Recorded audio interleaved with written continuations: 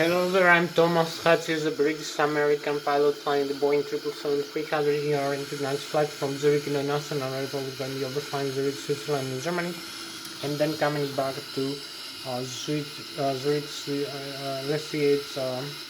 Zurich International Airport, runway 14 for an Lszh localizer landing. So right now I'm in the cockpit for the pre-takeoff preparation of the Boeing 777-300ERX of the PMDG simulation and Microsoft Flight Simulator X. I'm going to start showing you the cockpit and the instruments inside the cockpit of the Boeing 777-300ER airplane. So I'm going to start with the primary flight display. I'm going to show you the airspeed indicated, the target airspeed selected from the autopilot and flight director system panel. The ground speed, the radio altitude selected, the radio altitude above the ground level, the target altitude selected from the autopilot and flight director system panel, the barometric altitude setting using the axis panel, and also the rating of climb descent of the aircraft in hundreds and thousands of feet per minute. I'm going to show you also the magnetic heading and track. We have the magnetic north pole and the magnetic variation depending on where we are in the world. I'm also going to be showing you the attitude indicator of the aircraft with the pitch lander in degrees, the Lszh localizer, crossbars, the flight director crossbars for manual guidance, and the autopilot crossbars for automatic guidance of the aircraft. I'm going to show you also the pitch lander in degrees and the bang angle in degrees. The angle of attack of the aircraft as it flies through the airstream, and also the flight mode annunciator of the autopilot and the auto throttle lateral and vertical navigation modes. We also have the navigation display. The navigation display that just displays the terrain reflections from the weather radar, the terrain map. We have also the airport, the waypoints, the nav aids, the navigation aids, the voice stations, the ADS, and also we have other aircraft that fly around our own aircraft. So we have the terrain level displayed with green, red and yellow, and the sea, lakes and rivers with blue, and we have also the magnetic heading and track, the wind direction and airspeed, and also the ground speed of the aircraft, the next waypoint we're going to be overflying, and the GPS position, and the RNP and DNP, the acquired navigation performance, and the acquired navigation performance. I'm going to be showing you also the autopilot and flight director system panel. So you can see here we have the primary flight display, the navigation display, the autopilot and flight director system panel, the upper and the lower ACAS, thrust levers for controlling the thrust, and the flight controls, the yoke of the Boeing 777, the control wheel and the control column, and the rudder pedals. We also have the wheel steering here, the tiller. I'm gonna show you then the overhead panel. So the autopilot and flight director system panel that contains the autopilot engage and disengage switches, the flight director engage and disengage switch, the auto throttle left and auto throttle right engage and disengage switch, the airspeed select knob for the airspeed guidance of the aircraft. We select the airspeed in Nautical miles per hour in knot or in Mach speed, depending on the flight level that we fly. Also we have the climb continues, the auto throttle with the speed and the flight level change modes hold switches. So we have the fixed thrust mode for fixed thrust climb, maximum glide thrust for climb, or idle thrust for descent, which is fixed thrust modes, and we have the variable thrust modes for cruise and approach and landing. So we use also the LNAV and the VNAV, the lateral navigation and the vertical navigation of the aircraft. We have also the bank angle limit hold switch and the heading hold switch and the heading select knob. We have also the vertical rate of climb and descent of the aircraft with hundreds and thousands of feet per minute on a trigonometric angle in degrees, and the hold switch for that also. You also have the altitude select node and the altitude hold switch and the VOR localizer select switch and the approach hold switch for another one using the autopilot flank the Boeing 777-300 ER airplane. So we're flying the Boeing 777-300 ER airplane tonight. So I'm gonna start showing you the displays one more time. Thank you very much again for watching me. I'm Thomas Hatsios, the British American pilot flying the Boeing 777-300 ER. So I'm gonna start now.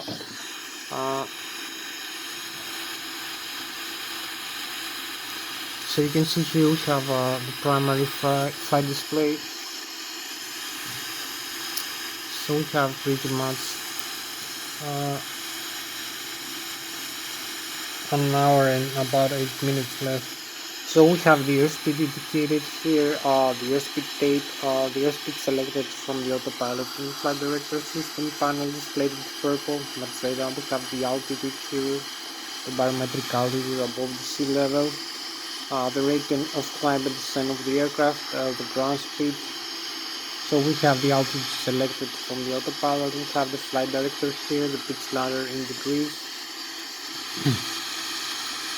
You can see the tick marks 2.5, 5, 7.5, 10, 12.5, 15, 17.5, 30 degrees, and also the bang angle. So you can climb and descend the level of degrees you wish. We have the barometric altitude setting. So this is the airspeed data, the air data computer from the air data insert reference unit. We have the magnetic heading and track. The flight, the autopilot and auto throttle using the flight mode annunciator. We have the rate of climb descent as I told you of the aircraft displays how fast you climb and descent. So this is most of the modes. We have also the navigation display. You can see the airports here, the terrain level displayed with green, red and yellow. The airports, you can see here we have the Switzerland, here is France, and here is Germany. We have the magnetic heading again, the ring with the nautical miles of the distance. We can select like 80, 160, 320 nautical miles away from our aircraft. And you see the terrain level and the airports. All this information we have also, we're gonna create a route. Using the flight management computer, we're gonna create a flight plan that is going to be displayed over here in the navigation display. So after that, I'm gonna come in the autopilot and flight director system panel.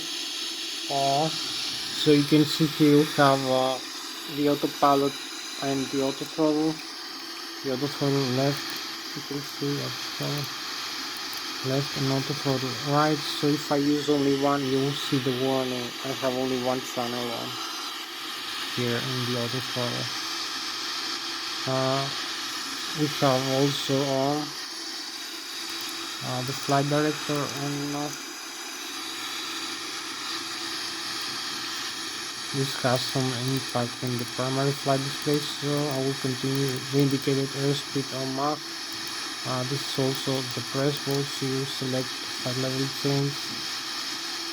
I will select the airspeed for display here, like 253 knots. So you will select the LNAV, the VNAV, a couple of modes. You will see the autopilot in the primary flight display. We also have the heading select or track here of the aircraft. So we'll select a different heading like this, like 136 degrees for the runway. We're gonna use the same heading for takeoff. So this is gonna be our heading select. You can use both modes simultaneously. So you will see I'll fix also the altitude here. Select a higher altitude.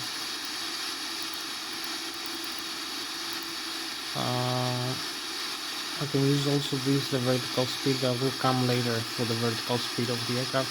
So you'll see now the modes, the flight level change speed, the heading hold. So we have this speed now 253 knots, 25,300 feet, and the glide mode for the autopilot and flight director system panel. So we can select the altitude instead of this.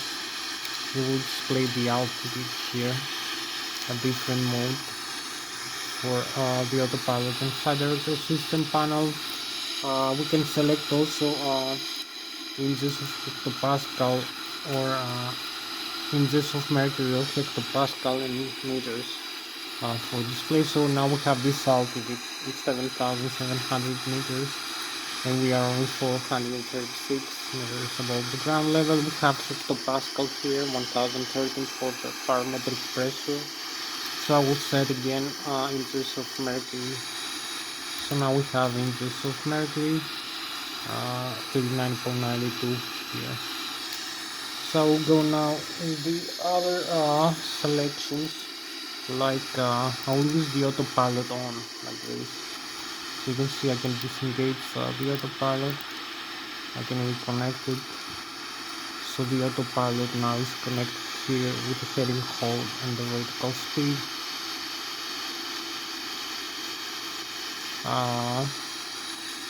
So instead of using the flight level change speed, we can use descend or climb, like this with the plus sign. So this is gonna display the flight path angle with the heading hold here. So you're gonna have this angle here. You will see the tick mark over here in the pitch ladder, how many degrees we have to climb. 3.5 degrees. So if we use vertical speed in feet per minute, we can use as you can see here, thousands of hundreds of feet per minute for climb and descent. So you have the minus is descent, you have the climb is plus over here.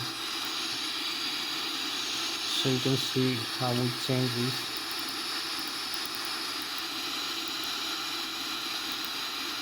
Using this slider, so I can set 3,500 feet per minute. You will see over here this tick mark, 3,500 feet per minute. So I keep going with that. I will use the flight level change maybe and the heading hold with the autopilot and gates. Again, a couple more modes and the altitude hold with the autopilot again and gates. So this is different modes. I told you we can disengage the autopilot using this switch here. You will see the warning over here, and the autopilot is disconnect here as a warning.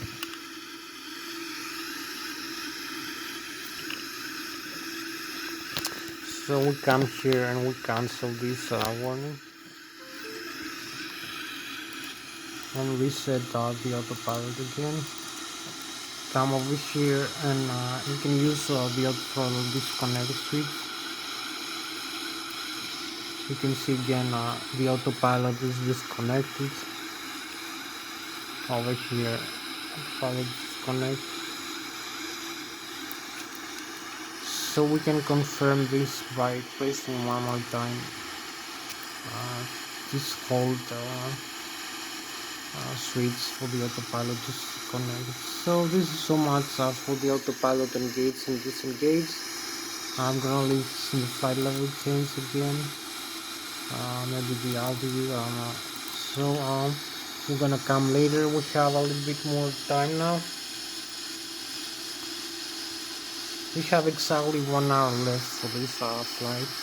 So I'm gonna show you now the thrust levers and then the overhead panel. So I will come the indications here. You can see we have the display of the thrust levers. We have the N1, which is the low speed, low pressure compressor stage of the turbofan engine.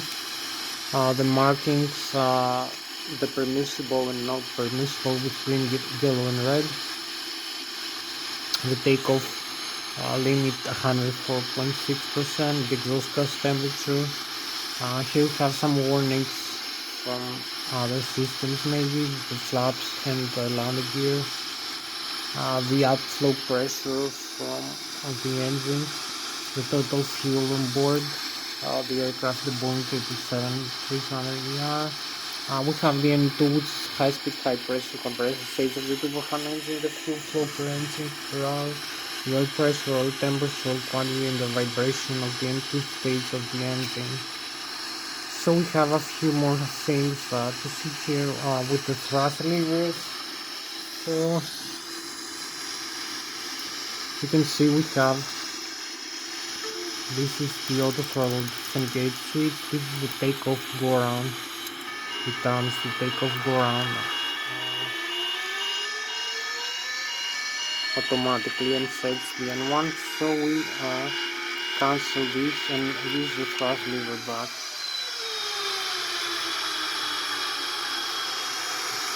So this is the switch of the takeoff go around, the takeoff switch. If you press one of the two, you will arm the takeoff go around. So you will see some warnings here for the takeoff go around, some indications. So I told you this is the auto throttle disengage. This is the takeoff go around, left and right. You also have the flaps here. You can see, you can move the flaps up and down.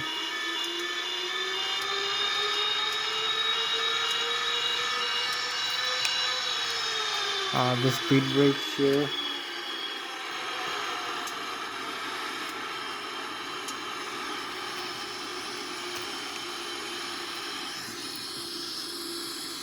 So the speed brake, the thrust reverse, the horizontal stabilizer trim here for the horizontal tail of the aircraft. We have the horizontal tail trim. We have also the parking brakes up and down, the nose up and nose down of the horizontal tail of the aircraft. You can see the pitch spring level. We also have the horizontal tail cutout switches. If we have a failure of the C or the hydraulic system, we can disengage from the normal to cut out the auto trim function of the autopilot and the auto throttle, but we can still use the mechanical backup here, the manual trim. We have also manual trims for the aileron over here display and the rudder. So you can see the aileron trim here, these switches, and the rudder trim, these switches. So this is the radio communication panel. You can see also we have the fire extinguishers. We have the weather radar with the terrain radar and the transponder here. We have also the fuel control to the engines, fuel flow, left and right engines. So this is the most important indications. We have a couple more things. Here is the landing gear, up and down, extend and retract, the alternate gear, some other terrain override. You can see the limits also for retract and extend, and the auto brake, and the flap limit also, the limit speed. So I'm gonna come now to these thrust levers. So this is the flight controls I told you. So we have about 50 minutes left approximately for this flight. So I'm gonna talk to you about the thrust levers. So when you move the thrust levers, you actuate the thrust. You require a thrust lever position, like for takeoff and for flying. So you advance the thrust levers, you give a signal to the FAREX. You can do also that by engaging the autopilot and auto throttle with the airspeed guidance. So You give a signal to the FADEX. The FADEX are the full authority digital electronic control computers, one installed per engine, dual channel redundancy, one channel stays, the other takes over. We have two engines installed in this airplane, the Boeing 777-300ER, one in the left wing and one in the right wing. So this is a fixed wing aircraft. We need the forward thrust symmetry to move the aircraft forward, to accelerate forward for takeoff and then for flying. So I'm gonna show you also these things. So we have the FADEX. The FADEX are the full authority electronic control computers, control, monitor and display all the indications and the functions that we see from the turbofan turbojet engines. We have the G90 engine installed in this airplane. So we have the N1, which is a low speed, low pressure compressor and turbine on the low speed sub of the turbofan turbojet engine. We have the exhaust gas temperature per engine. We have the outflow valves, air pressurizer, air from the engines, from the 5th and 9th stage. We have the N2, which is the high speed, high pressure compressor and turbine, and also high speed sub rotor of the turbofan turbojet engine. We have the fuel flow per engine per hour, the oil temperature, oil quantity, and the vibration, the oil pressure and the vibration of the N2 stage of the engine. So the FADEX also control, as I told you, the outflow pressure from the engines from the 5th and 9th stage that we use for cabin pressurization, for hydraulic fluid C1 and C2 systems pressurization, hydraulic fluid tanks, also for air conditioning and ventilation and wing and engine and the IS. So the outflow valves, the 5th and 9th stage, the FADEX also control if we have another pressure or an overpressure inside the engine. We open the outflow valves to release the overpressure. If we have another pressure, we close the outflow valves to a lesser position to decrease the outflow of the air, of the compressor. So they increase the pressure inside the engine. This is also used for climbing and descend the aircraft into higher altitudes instead of having to set the air fuel mixture all the time like we do with turboprop airplanes. So this is controlled automatically using the computers, the FADEX.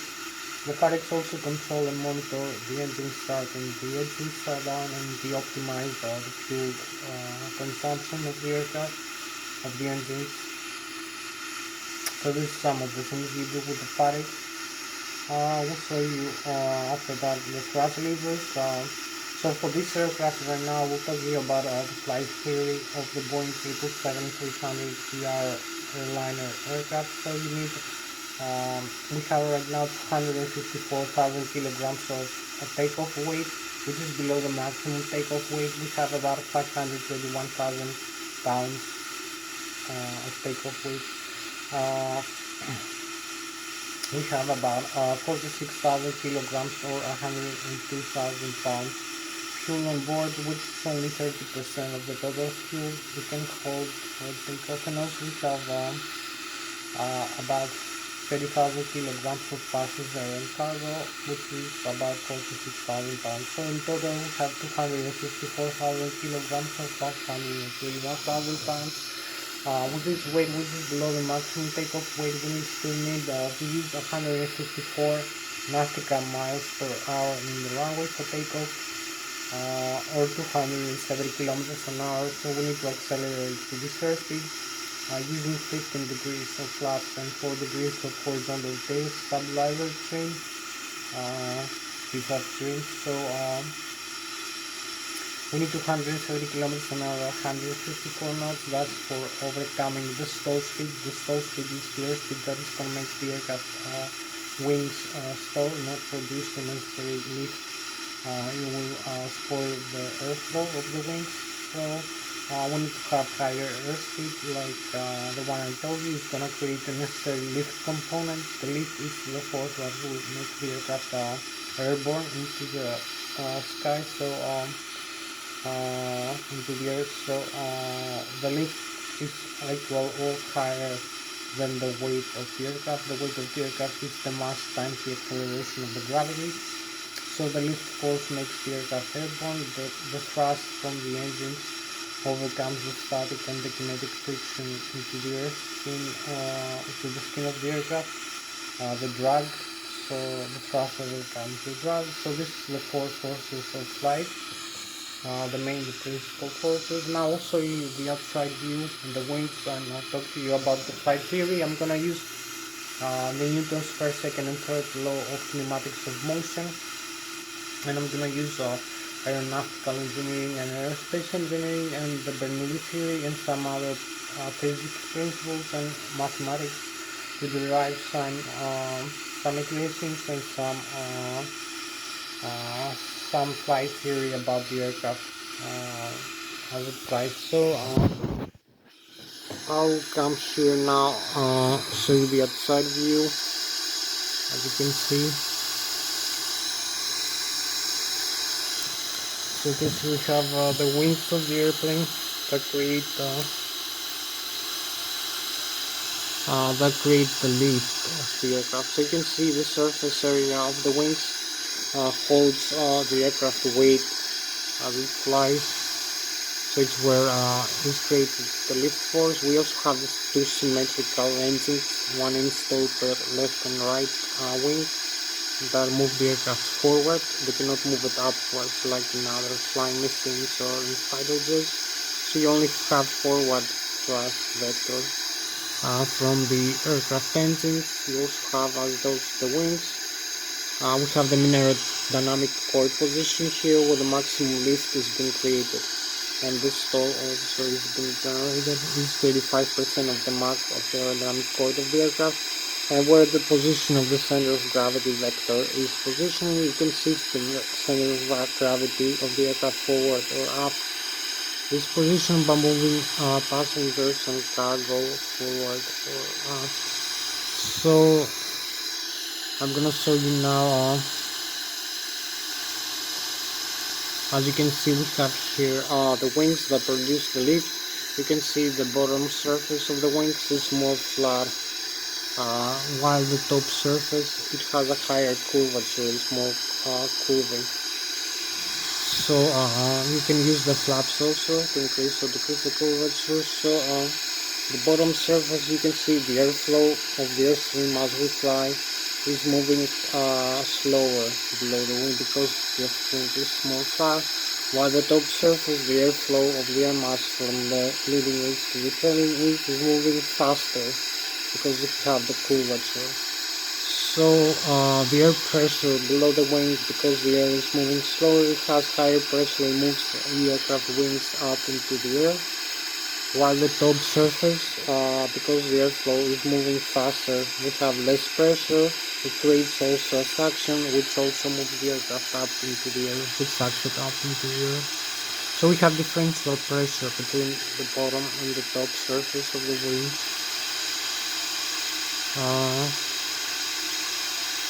So we have similar principles also for the engine blade, for the fan. So I'm gonna talk to you now about the flight controls. Also we have the moment arm. You can use the moment arm for the tail to pitch up and pitch down to climb the from the airplane. Also to make turns, yaw to the left and yaw to the right, bang roll left and bang roll right. So this is some of the things you can do. So the moment arm is times the distance from the center of gravity all the way back, the distance to the horizontal tail over the surface area of the horizontal tail. If you use it for pitching, or the elevator, that's the surface area of the elevator or the rudder. So it's times the distance times the surface area of the flight controls times the airflow of the air mass per second that the air is moving from forward to the back, times the acceleration of the gravity, and you have the pitch up and pitch down force, the climb force and the descent force into the tail. Also the turn From the wings, they use a similar principle from the center of gravity all the way out to the wings position. So you have moment arms in the wings and the vertical tail also. You have other vectors. So these vectors are transversing through the center of gravity all the way forward to the tail of the aircraft and make the aircraft pitch up and pitch down, climb and descend. So this is the main principle of the flight theory. I told you about the lift force, about the stall, about the thrust from the engines and the drag. So we have the main forces of flight. Now I'm going to show you the flight controls. So we have about 10-20, almost 35 minutes left before we have to make the engine start. I'm going to talk to you about the flight controls now, how to use them for having steering control of the aircraft. So I'm going to show you also the side stick I'm using for controlling the aircraft, the Lszh detected steering 3D side stick for controlling the airplane. This controlling the yoke, the Boeing 777-300. I'm using this side stick in my computer, the Lszh steering 3D.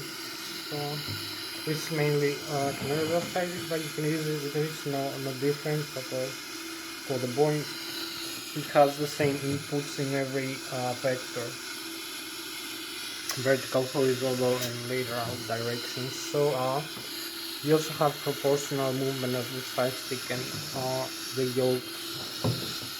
So it gives you very good results in flight for having flight control and stability. So you can also pick up and pick down the horizontal tail using the trims. So you can see I'm having here this side stick, the Lszh deck 3D. So you can see I can pitch up and pitch down.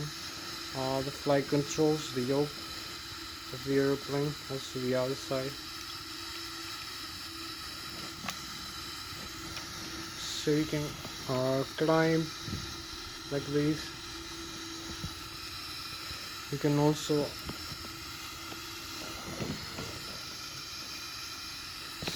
climb, you can descend like this using this side stick, just like in the Airbus aircraft. I'm using it for the yoke of the Boeing. So you have the input which is proportional to the side stick deflection. You have the yoke deflection, and you can climb and descend using the elevator or bunker left and bunker right using the ailerons and the spoilers. Hold neutral, use the horizontal tail stabilizer trim here position, use the flaps and also the thrust levers here. Another vector here, this.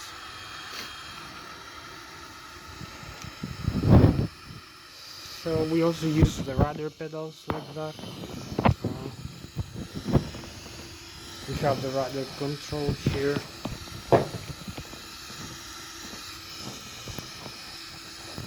Like this, left and right. So you can see the rudder pedals over there. We have also the tiller, using the rudder pedals again when the tiller is being activated. So I'm gonna show you now the outside view. The same things.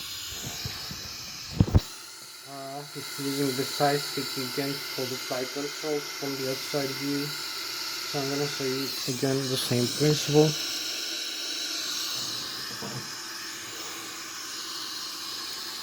So you can see I'm using this side stick again for the flight controls for the horizontal tail right now, climb and descend, and also left and right the vertical stabilizer, the yaw, and also bang roll left and bang roll right in flight.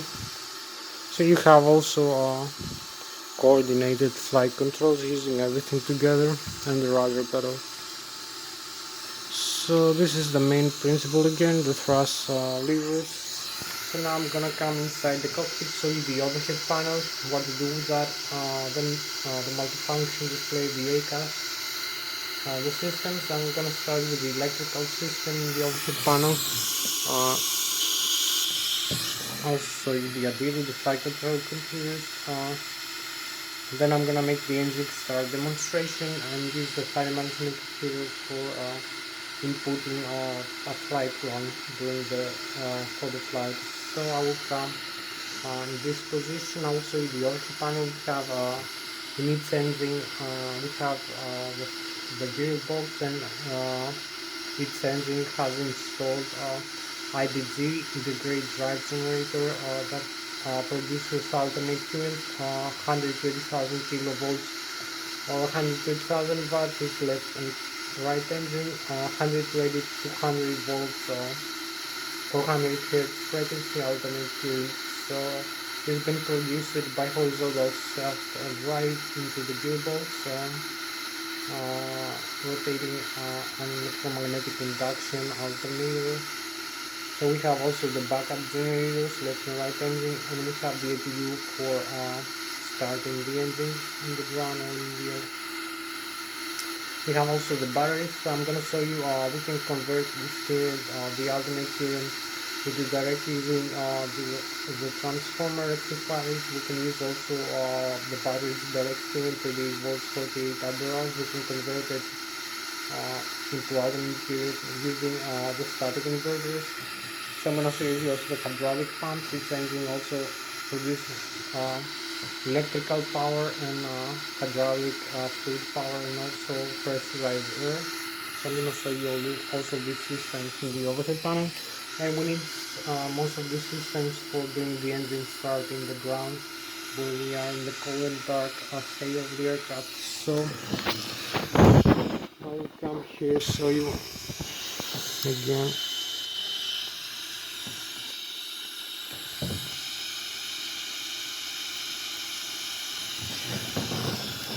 So we have less time this time for explaining everything, so come here. You can see we have the overhead upper panel here.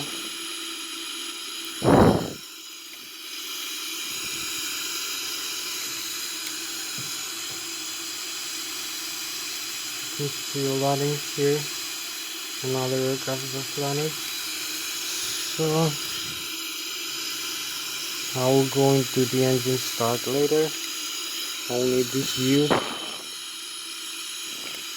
So you have this nice view of the cockpit again. You can see here we have this for maintenance. This is the circuit breakers. I'm gonna show you the general layout of the aircraft cockpit from this side. You can see again the autopilot and flight director system panel. Over here the FS panel, some other displays. So we have this the pitot air static and anemometric gear data control of the aircraft, the altitude, the laser gyroscopes, the barometric pressure using the pitot static, and the magnetic heading and track, the GPS position. So this also the rate of climb descent. All this has been controlled using these small switches, the ADU in the overhead panel. We have the magnetic heading, also the magnetic compass. So I'm gonna start here the APU. You can see we have the primary flight control computers on and off here.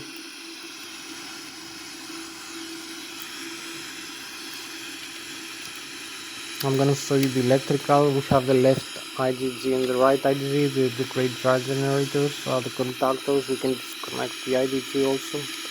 So I'm gonna show you what to do with the hydraulics here. These pumps, if we turn off the hydraulic pumps off, we have here the passenger oxygen, window heat, some lighting for inside the aircraft and the windshield wipers. We have the cargo fire here, the electronic engine control for the engines, left and right engine. Is also the auto start system.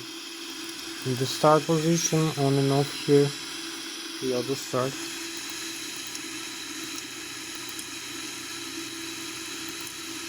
So we have the fuel jettison, arm and disarm. We have the left and the right wing of the aircraft of the Boeing 777, the crossfeed valves, on and off. The pressure in the center tanks is empty, as you can see. Now we can turn off the forward and the aft pumps, the wing and engine RDIs here. You can turn on and off in the auto. So we have also the pressurization, cabin pressurization of the aircraft. We'll show you later. And the bleeder, the pressurizer. So the bleeder, the pressurizer from the left and right engine, you can see the bleeder here with the hydraulic. So we have the C1 and C2. I will turn off. You will see some failures to occur in the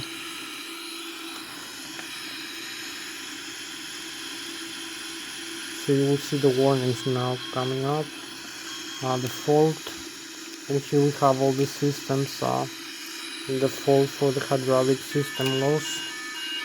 So we have no flight controls almost, some of them are gone. We have the alternate flaps here. We have a degraded flight control. Spoilers. So you can see also, I will show you now. So we'll reactivate all this now, the hydraulic fluid pumps over here, turn them back to the on, and the demand and the primary. So it's gonna take a couple of seconds and we're gonna clear this warning, the hydraulics. So we're gonna use now the electric fault system.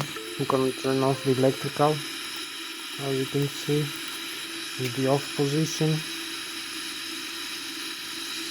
So we have the electric generator off.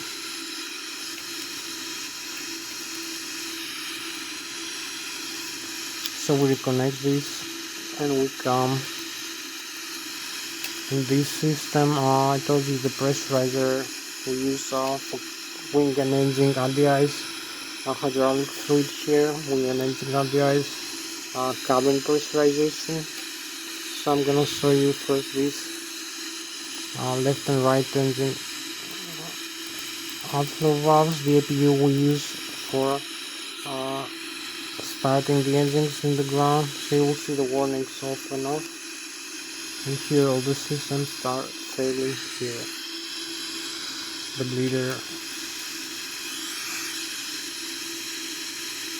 So you will see the hydraulic now. I told you, hydraulic pressure is off. Also the duct pressure for the cabin pressurization system. So this is some of the systems failing like this. So I will reset everything again, and also use so this is the cabin pressurization. You can have it in the auto or the manual, as you can see here, and use the outflow valves for gliding and descend the airplane, to open and close the outflow valves and select the landing altitude. So this is some of the systems you can use. In the overhead panel, I told you about it here.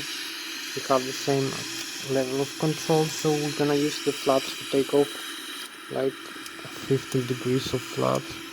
You will see them displayed over here, 15 degrees for takeoff over here. So you can see again the disconnect here, the parking brakes up and down. So I'm gonna come now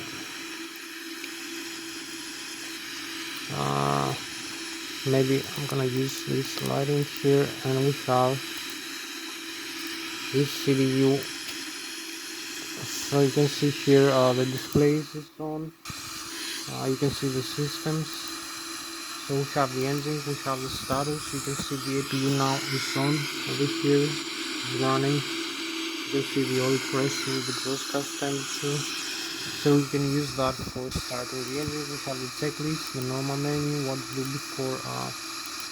before start the engines. We complete these items. We have the normal, non-normal menu. We have a failure, the communications also, the navigation, the synoptics. We have the doors here, Our closed and the cabin has been pressurized. We have the landing gear here. You can see the pressure inside the tires and the temperature of the brakes. Also the nose wheel. The electrical left and right engine drive here. The backup generators, the voltage from the battery in the APU, and also the APU is running, and the bus tie contactors for the electrical. So this is the electric diagram. You can see the green and some white and some blue. I'm gonna have the yellow and red for failures. So hydraulics also, you can see the left and the right engine. Hydraulic pumps, you can see the air pressurized here. C1 and C2, the primary, the left engine, right engine, and the consumers of the hydraulic fluid. And we have 3000 psi from each. We have the side of valves that closes automatically the hydraulics if we have something like fire. So we have the left and the right wing. Here's the fuel, as you can see displayed from this display. You can see the engines stage here, the low and high pressure fuel valves, the DC for the APU, the center tank, the center left wing, right wing, the quantity, and the crossfeed valves are on. So we have also the air system, the left engine and the right engine, 5th and 9th stage. The engine starter, we're gonna use the APU to admit some compressor. We have also the air pressurization for the hydraulics C1 and C2, the air conditioning, wing and engine radius. So you can see if I increase the thrust levers here, if I give more thrust to the engine, you will see the pressurizer, the duct pressure also increases rapidly from the left and the right engine using these lines. So if I decrease it again, the outflow air decreases. So we have the APU for starting the engines, and the packs for air conditioning, the flight controls here. So you can see the left and the right wing, the engines, the horizontal tail and the vertical tail, and the position of the stabilizer. So if I move the flight controls around, you can see they work. We have the horizontal tail, stabilizer, and the rudder trim. You can see everything is normal. So if I move around this, the yoke of the Boeing 777 and the rudder pedals, on the other side you can see they work. We have no failures here. So you can see they're working. We have no failures. So this is so much for the system. We'll go back to the engines, and we'll go to the engine start stage here. I'm gonna use this computer for reading a flight plan. So here we are. We're gonna stop the engines now. The outflow. So we have about a few more minutes. So you can see the N1 decreases, engine shut down is the message. Exhaust gas temperature also, the duct pressure, the M2, the fuel flow. We also have some reconfiguration in the overhead panel, as you can see. Some systems are gone. So we're gonna use this for restarting the engines. You will see in the outside view that the spinners are decreasing. We have no fuel flow and the pressure is decreasing, so the spinning will go down to 0. So we go up into the overhead panel and use the left and the right engine to start systems here. So you will see the other side, you will admit pressurizer from the APU in the left and right engine simultaneously. So we have the engine shut down, still open, but the M2 will go above 20%. We can admit fuel. So you can see the fuel flow will start in a couple of seconds. So now we can admit fuel into the engines.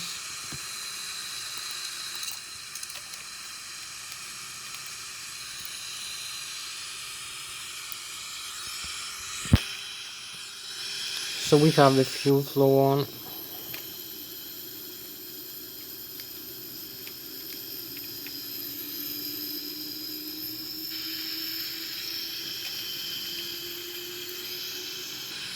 Now we can set up the flight plan for the aircraft. So we're flying an aircraft, not other flying machines. I cannot fly anything else because I don't know. I don't really need these things. So we're gonna use the FMC, the position initialize here, the model. So we'll use this airport right now, Lszh, set the inertial position, 0 fuel weight and reserves. So this is gonna calculate the takeoff airspeed and some flight factors for the aircraft. The cost index 100%. So the route is gonna be this from Lszh, from this airport all the way to the other, to the same actually, no other airport. So we try runway 14.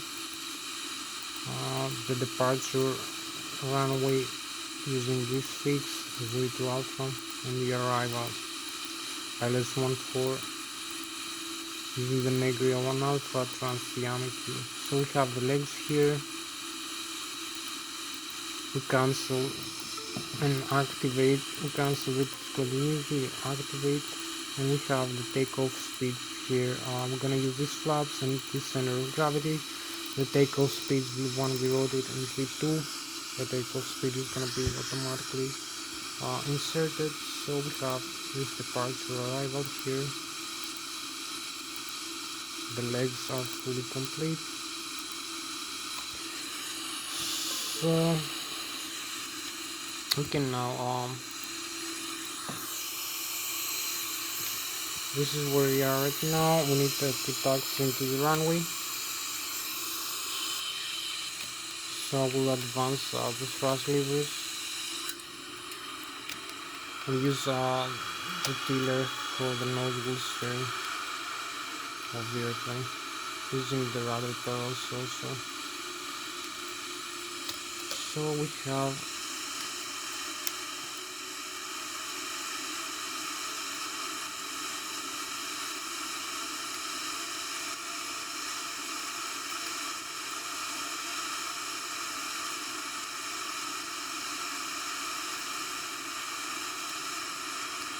so the runway is open here for us for takeoff.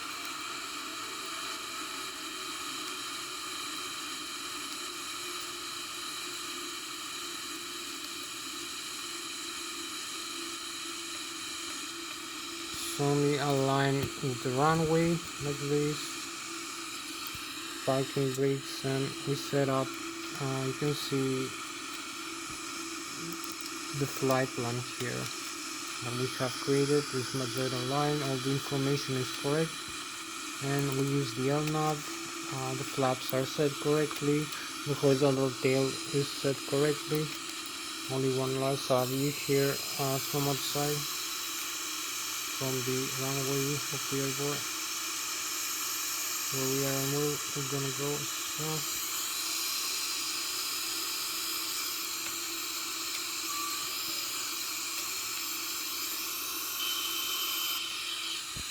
So I'm gonna advance the thrust levers forward. Well, we can use the takeoff go around switch instead. Press the takeoff the top gas switch here, and this is gonna set automatically the thrust. So you will see the takeoff go around the thrust here. So we'll disarm the parking brakes and go, and we have about 30 minutes left for this flight. So we have 100 knots, V1 133, we rotate, we keep rotating, and V2 keep climbing up only. So here we have the positive rate of climb. So this is the positive rate of climb.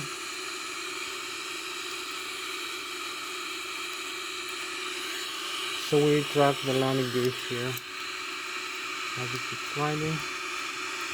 You can see the position that we are 1000 feet above the ground level, but 3,000 feet above the sea level, 2,000 feet above the ground level, 4,000 feet above the sea level, and we climb with 8,000 feet per minute. You can see the terrain here. We're gonna use a terrain radar display, so we can start turning around as we climb.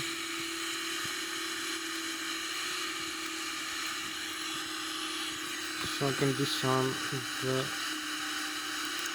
auto throttle and use a higher rated thrust.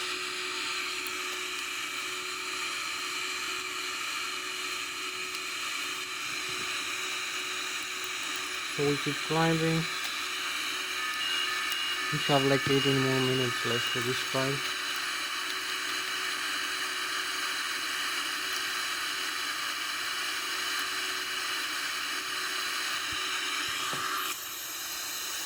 So I'm gonna show you now a side view of the airport area of the Zurich as we keep climbing. There's 7,000 feet here approximately.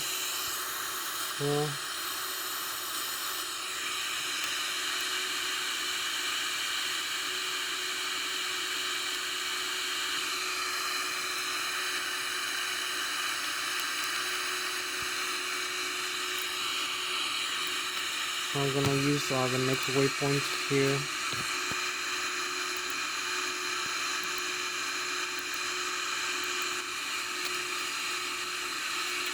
So we're gonna have to follow the next waypoint like this. As we keep climbing, 12,000 feet above the ground.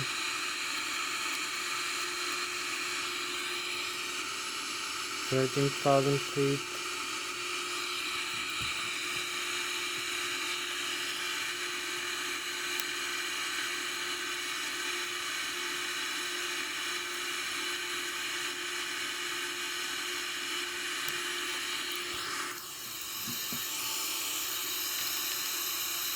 So we have a nice view now, nicer view over here as we keep climbing. Have a few more airplanes. Maybe we can turn on this.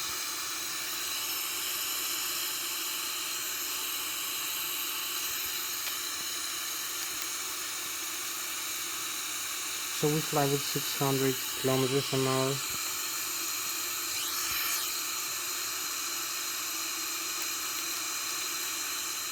So this is a nicer view of the Boeing 777, 300 AR as we keep climbing. So we're gonna be overflying the lake here, 17,000 feet already.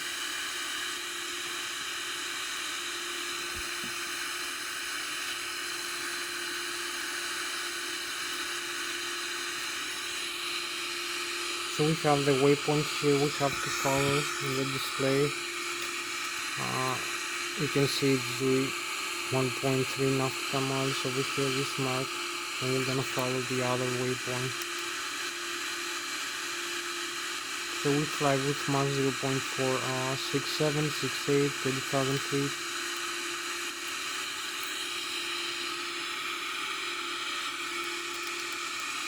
Keep climbing.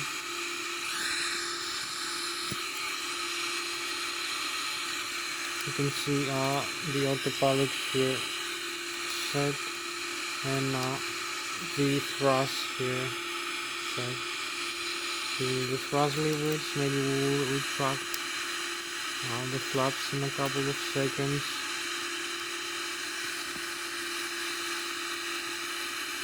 Keep climbing like this.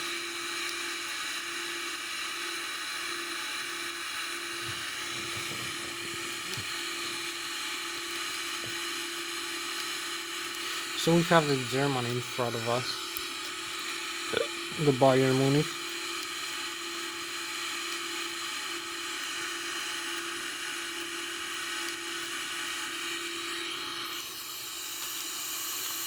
So we have fans on this side, so we keep climbing. We have the chemtrails So this is our spacecraft for tonight, the Boeing 777-300ER. Keep climbing up to the 3,800 feet. So we're gonna be overflying the lakes here. So this is our spacecraft for tonight, the Boeing 777, as we cross the galaxy with this airspeed right now so high and so fast, 300 meters a second, almost 900 kilometers an hour. I'm gonna come and fix this airspeed. We have Germany on this side, France on this side, and Switzerland here. So here we are, 35,000 feet.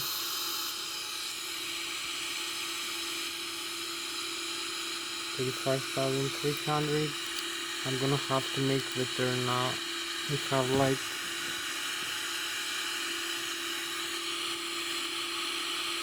a few more minutes left for this flight, so we will track the flash.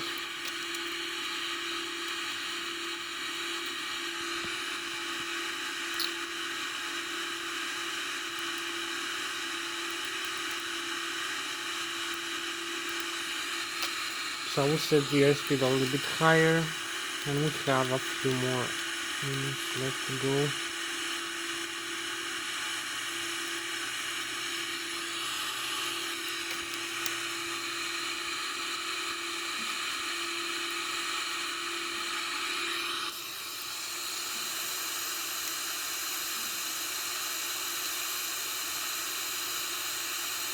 So we cross here the Switzerland and Germany, and we keep going. We have the Bayern Munich from this side. So we fly with 900 kilometers an hour, 300 meters a second. And now we have the frozen vapors here, the Boeing 777-300ER.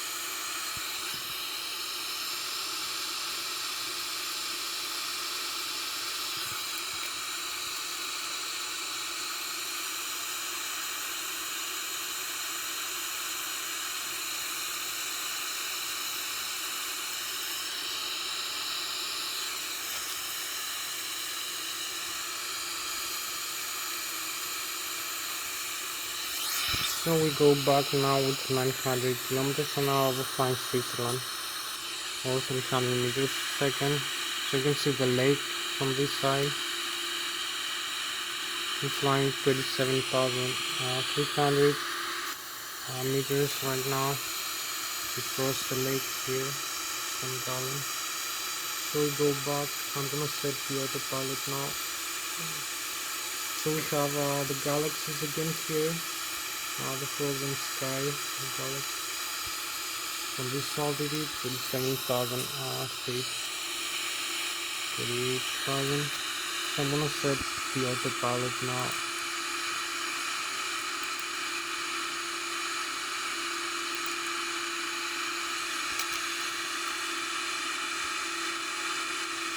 So we have about 10 more minutes left for this flight.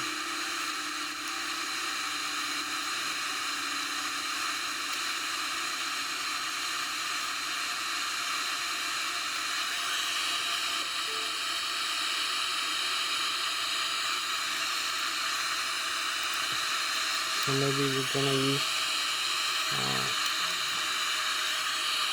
this direct to input, override some waypoints.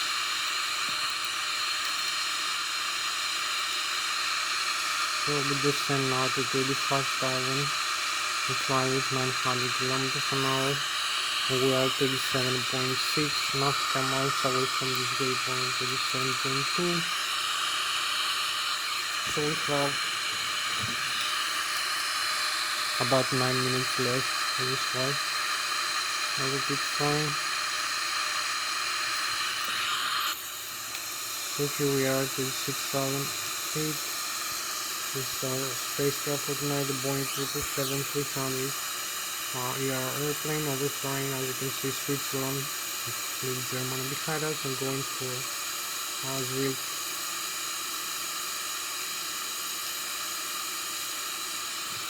So we have about more time, so we're gonna descend now 35,000 feet. So here we are, 35,000 feet, 35,000 feet, with 300 meters per second. We're flying Switzerland. So we're gonna set the descent path now. Here we are, with the autopilot connected. We have a few more time. We're gonna set the descent now. And select Lszh airspeed.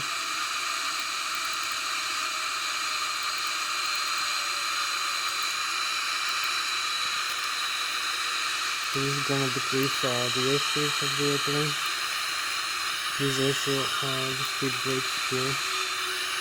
So I'm gonna use also the vertical rate of climb of the sun.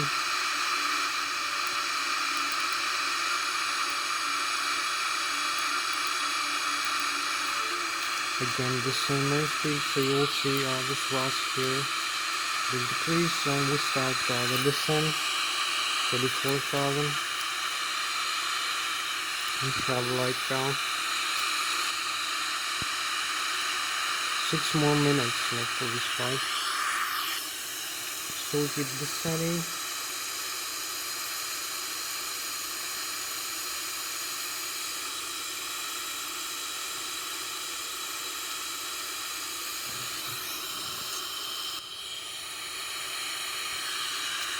$32,000.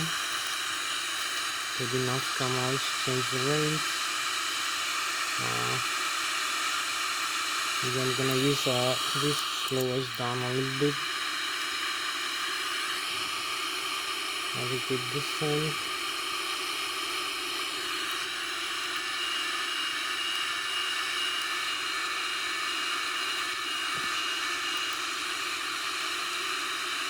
We fly with about 700 kilometers an hour, and we have 6 more minutes left. As we descend,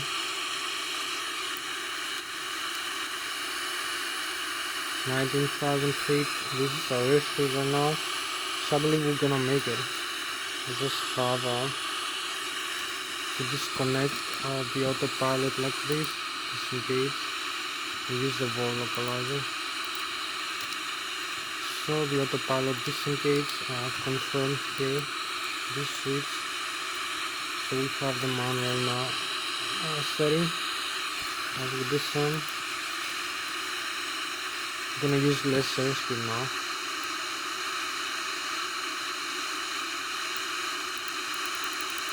Like the approach, and do some flaps also. Yeah, 16,000 feet. We have 6 minutes left.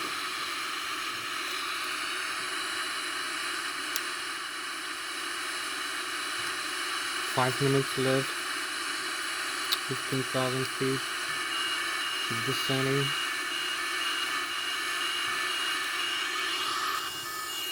So here we are, keep descending into the airport.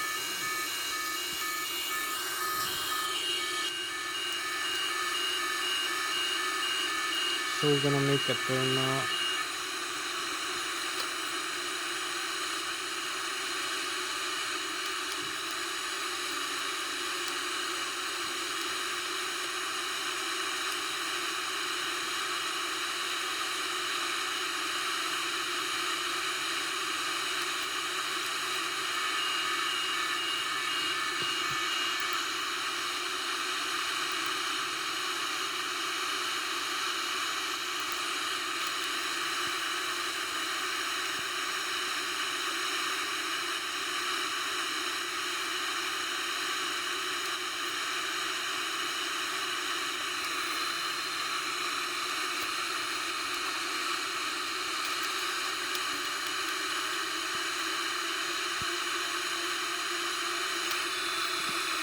So we have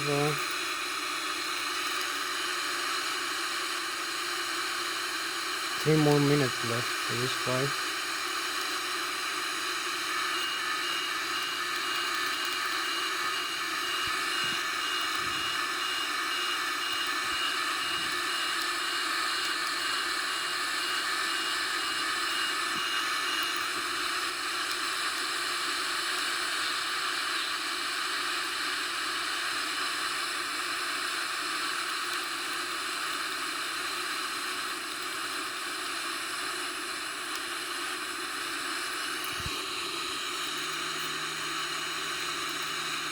So here we are approaching the glide slope as we are ascending.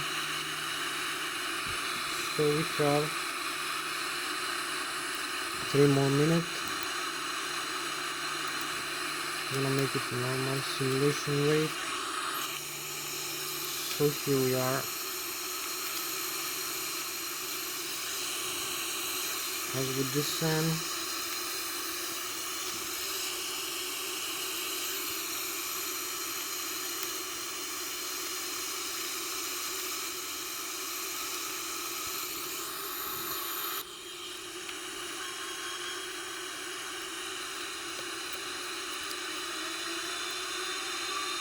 So we use manual input, and we have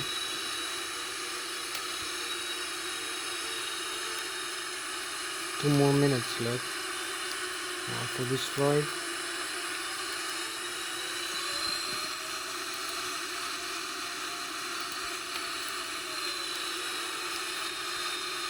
We keep going down. We have the Lszh localizer over here engaged as normal.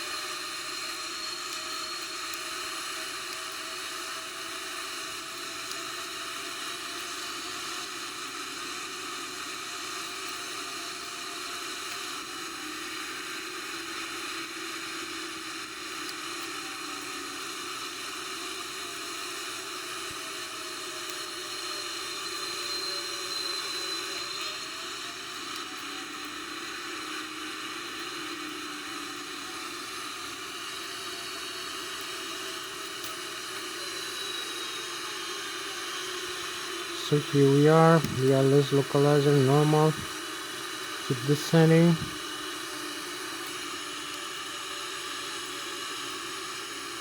Using manual inputs from the yoke and the rudder pedals to align with the runway, and use some thrust manually also. Here we are.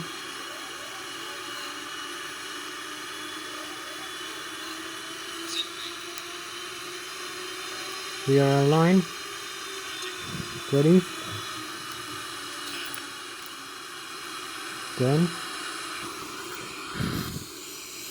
Here we are, touchdown. Parking brakes and reverse thrust. It says touchdown to the runway. So we align with the rudder pedals in the runway and use full reverse thrust. Just made it. Very nice, very beautiful landing. So in the